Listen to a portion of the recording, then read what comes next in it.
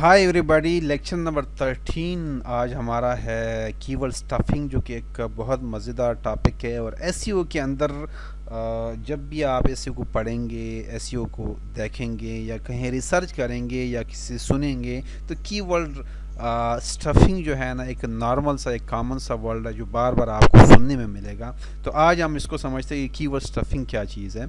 तो डेफिनेशन हमारे पास है, keyword stuffing refer to overuse of keyword in a piece of content और repeatedly use of keyword in any piece of content. हम क्या करते हैं कीवर्ड स्टफिंग में, लोग क्या करते हैं, ये बहुत पहले एज अ रैंकिंग फैक्टर लोग यूज़ करते होते थे। और ये बात मैंने बार बार रिपीट की हुई कि 90s के अर्ली टाइम में लोग क्या करते थे कि मल्टीपल टैग्स अपनी वेब पेज को टॉप पे लाने के लिए मल्टीपल टैग्स या मल्टीपल कीवर्ड्स, बेशक वो रेलेवेंट हो या इररेलेवेंट हो, उनको यूज़ करते थे। तो उनकी वेबसाइट या वेब पेज जो था वो टॉप पे सर्च इंजन में आ जाता था। उस टाइम जो सर्च इंजन का जो एल्गोरिथम्स वगैरह थे वो इतने मैच्योर नहीं थे। तो अभी जो है उसी प्रैक्टिस को कीवर्ड स्टफिंग कहते होते हैं। अगर स्टिल लोग इस चीज़ को यूज़ करते हैं तो गूगल उसको पसंद नहीं करता और बैड यूज़र एक्सपीरियंस का बन जाता है। मतलब कि हम इसमें क्या करते हैं, ओवर यूज़ ऑफ कीवर्ड्स करते हैं, मल्टीपल कीवर्ड्स या रिपीटेडली सेम कीवर्ड्स को रिपीट करते हैं। किस चीज़ के लिए? क्या हम जो मैनिपुलेट करने की कोशिश करते हैं एल्गोरिथम को या सर्च इंजन को, कि उसको रैंक टॉप पे ले आएँ। पहले ये होता था लेकिन अभी ये पॉसिबल नहीं है। अगर आ भी जाए तो फॉर लिमिटेड ऑफ टाइम आप उस वेब पेज को लाएंगे और उसके बाद आपको पेनल्टी पड़ेगी। और ये जो हमारे पास एल्गोरिथम है गूगल का पेंगुइन, जो इसको बिल्कुल भी पसंद नहीं करता बार बार ओवर यूज़ ऑफ कीवर्ड या कीवर्ड स्टफिंग या सेम कीवर्ड। और इसके अंदर बहुत सारे कॉन्सेप्ट्स आ जाते हैं, लेकिन वो बाद में हम पढ़ेंगे कि कौन कौन से कॉन्सेप्ट्स हैं। लेकिन फॉर नाउ हम कीवर्ड स्टफिंग को समझते हैं। तो ये हमारे पास हो गई कीवर्ड स्टफिंग। अभी दूसरी मैंने लिखा हुआ कि excessive use of keywords whatever they are relevant of are irrelevant. अब इसमें ये भी एक चीज़ है कि पहले जो मैंने बता दी कि लोग एक्सेसिव यूज़ ऑफ कीवर्ड्स करते थे। रेलेवेंट कीवर्ड्स भी आप डालते हों या इररेलेवेंट, अगर आप कीवर्ड डालते हो किसी पेज के अगेंस्ट रैंक के लिए कि ट्रैफिक आ जाएगी, कोई बंदा सर्च करेगा तो मेरा वेब पेज टॉप है, वो तो वैसे भी इररेलेवेंट है, बैड यूज़र एक्सपीरियंस है। लेकिन स्टिल अगर आप रेलेवेंट कीवर्ड्स को मल्टीपल टाइम यूज़ करते हो, एक्सेसिवली यूज़ करते हो, स्टफिंग करते हो, बार बार यूज़ करते हो या रिपीटेडली यूज़ करते हो, या एक कीवर्ड को डिफरेंट वे से यूज़ करते हो, तो आपका वो कीवर्ड स्टफिंग बन जाता है। तो गूगल उस चीज़ को, इस प्रैक्टिस को अलाउ नहीं करता। या ग्रुप ऑफ कीवर्ड्स आप बना देते हो और आप थोड़ी देर बाद उनको रिपीट करते हो या बार बार यूज़ करते हो, तो वो भी अलाउ नहीं है।